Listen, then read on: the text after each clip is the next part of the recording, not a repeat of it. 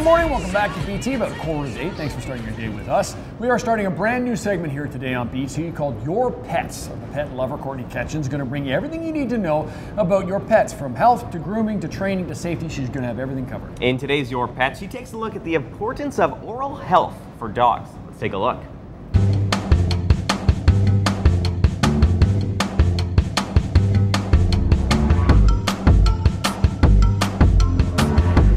Good morning. Whether they are working dogs or couch cuddlers, our canines are part of the family. Today in Your Pets, we're talking about the importance of oral health in dogs. Colleen O'Morrow, Constable Shawn Lowry and Griffin joining us now. Good morning. Thank you for being here. Good morning. Hi. So first of all, Colleen, June is National Service Dog Oral Health Exam Month. So what exactly is going on this month? In the month of June, diplomates from all over North America are offering their services to examine service dogs, registered service dogs.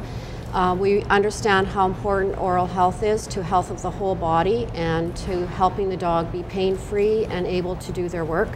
And this gives us an opportunity to let clients know if there are any oral conditions that they aren't aware of, and what they need to do about it, and refer them back to their regular veterinarian for care should they need that. And you've actually done some work on Griffin here, who is an active member in the force with you, Shawn. Yeah. Tell us what exactly happened to him. Well, he was on his days off and he was wrestling with another pet of mine, Rottweiler. They were like brothers since they've known each other. And one morning I woke up and I could see that he had chipped his tooth. So it was actually cracked right in half, one of his canines. So I talked to our vet and she referred me to Dr. O'Morrow, and from there on we arranged some treatment plans for him. So, and you can show us here that he actually has a cap on it, so it's completely silver. It's palladium. Palladium? Yeah, it's one of the hardest metals, the type of crown, because of the work that he does, and he has to be able to use his mouth. He needs to have a really strong crown. So it's a palladium alloy crown. Well, and that's just it. What would happen if you didn't fix it, or you couldn't fix it to the point where it was working to its full function? I think there were three options. One was root canal and just leaving it, but I think it would turn brittle. A second option was extracting it, but he'd lose 25% of his biting power. He needs to be able to bite and hold. And the third option was to cap it, give him back the 100% biting power, and that's what we've got for him. Well, it's absolutely incredible the work that can be done, but there are lots of warning signs for owners at home with their animals, whether they're working dogs or not, that they can watch out for. We want to pull up some photos and describe us what we're seeing here and what people can look for in their animal. Well, this is a dog that has a class 2 malocclusion. So instead of his upper teeth fitting just over the lower teeth, you can see how far jetted over the bottom jaw those top teeth are. And you can also see the lower canines that are hitting on the palate. And so every time the dog closes his mouth, he has these teeth that are hitting on his palate. So it's like if you had a pen in your mouth and every time you closed your mouth, you jammed the pen nib up into your palate.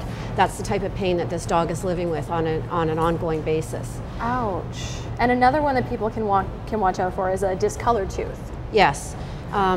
There's a picture coming up of a tooth that was kind of pinky and purpley. 95% of teeth that are discolored like that are dead. And what happened to this tooth, it wasn't known until the owner actually sent me a picture on this tooth. You can see the very tip of this tooth has been fractured off. What happens, even though the pulp hasn't been entered as it was with Shawn's dog, Griffin, the dental tubules are exposed, and then the bacteria can go up the dental tubules into the pulp and kill the tooth, and that's what happened to that tooth. It's a dead tooth. Well, people at home can do stuff to take action and protect their dog's mouth against it, and a big part of it is brushing and getting proper food. Right. There's 4 gold standards of oral care that an owner can do. One of them is to brush the teeth, every single tooth, 4 times, twice a day. Wow. And it's quite simple, and it will only take about a minute, twice a day once you get into the routine. Manufacturers have made super tasty toothpaste, vanilla mint flavor, which smells so good you might want to brush your own teeth with it. Malt flavor, poultry flavor, beef flavor, and for cats, seafood flavor. So the manufacturers have made toothpaste really tasty. You just need to use a soft bristled toothbrush, either for a child or for an adult. This one here is a kitty cat toothbrush, but I like to use that for all small dogs and all cats. The second thing that owners can do is to feed them a really good quality pet food.